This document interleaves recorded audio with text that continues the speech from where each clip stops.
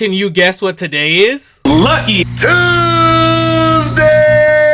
That is correct. Another lucky Tuesday, okay? But this Tuesday, not so lucky. So you know how Doffy did... And you know what? A special thank you to all of the guests that came through in October. Lux Studios really appreciates it. But we need to talk about the order that Doffy did. There was some mistakes. So we had this Hisuian Decidueye, right? Beautiful card. Pride Month. But on here it says High Class Pack V-Star Universe Japanese Hisuian Samawat V-Star. That's not what this is, okay? So we need to get that slab corrected. Definitely want to get the proper label. That way, if I do crack it, I want to keep the labels to know where it came from. And then we got this beautiful Android 18 black label. Okay, whoop whoop. That's one of 3 black labels here.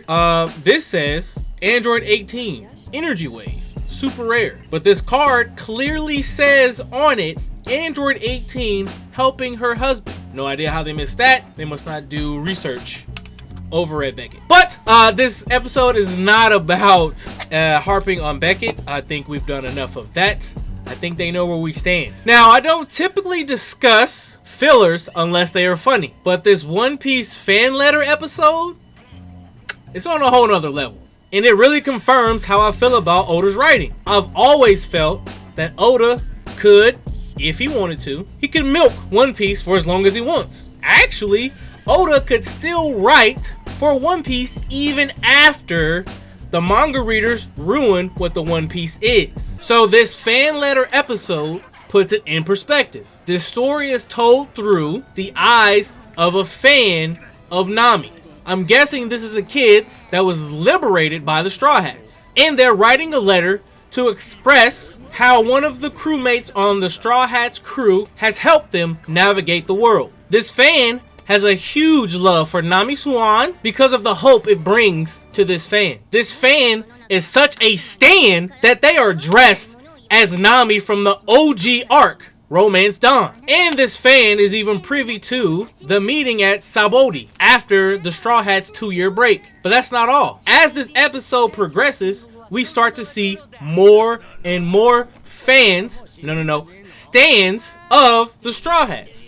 They get revealed in bars, libraries, and even among the Marines' rank. So our main fan writes this letter, goes out on an adventure to hand deliver it to Nami, but along the way, they lose the letter. And it ends up in the hands of the Marines. I mean, if you want, I can even link this back to Oda's foreshadowing. Earlier in the episode, our fan states that they are going on an adventure. Losing the letter now creates an adventure for our fan, because now they have to get their letter back and also still deliver the letter before the Straw Hats set sail. During our fans' search of their letter, they become privy to information about the story of 2 brothers that are in the Marines that were fighting desperately during the Marineford arc. You know, the arc where Luffy was fighting to save Ace. And it just so happens that Luffy's roar or cry out for his brother helps this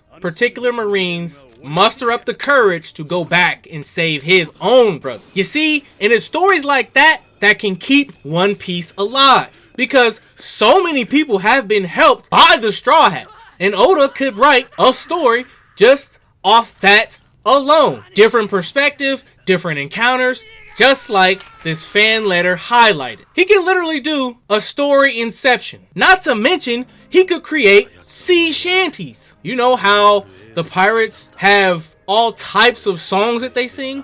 And so on and so forth. But as the story unfolds for our fan, they continuously are receiving help from unlikely people. So our fan doesn't have the letter yet, but they know to go to Grove 42. But even if they do somehow get their letter back, how does this lone fan make it onto the Sunny to give this letter to Nami? Now, as our fan spots the Sunny from afar, it almost seems as though at least meeting Nami and giving my letter to her verbally still would hit the same, but our fan gets captured by one of the Marines. Now our fan is being forced onto the ground and their hope is dimming. Now as they lay there broken, this fan comes up with a clever idea as they are noticing that the Marines are firing cannonballs trying to destroy the Straw Hats ship. Also,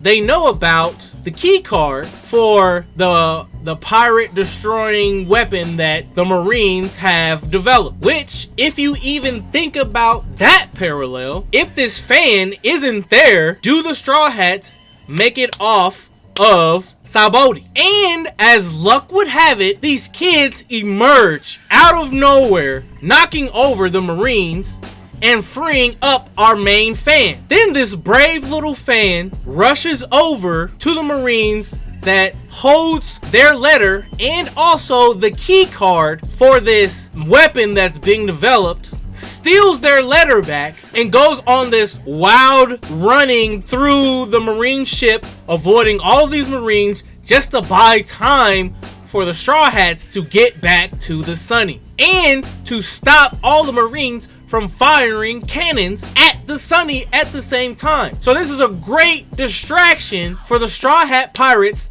that they are unaware of. I believe she reaches port or starboard. I'm not a ship master, but this fan reaches one end of the Marine ship, holds up their letter, rips it before the Marines can reach them, and just then the Straw Hats set sail. Let's go, we out. Now, even though our fan doesn't get to deliver the letter to Nami, our little fan does get to see their hope smiling big as it sails off to another adventure. This was a great story, great filler. I always think that Oda does well with fillers. It almost doesn't feel like a filler, but this was beautifully done. This was just a 24-minute episode. It was great. It was great. I think there are more to come, so maybe I might be covering fillers if they are written this well, okay? But as always, I'm Good Luck Chuck. This is Luck Studios. Stay lucky, my friends.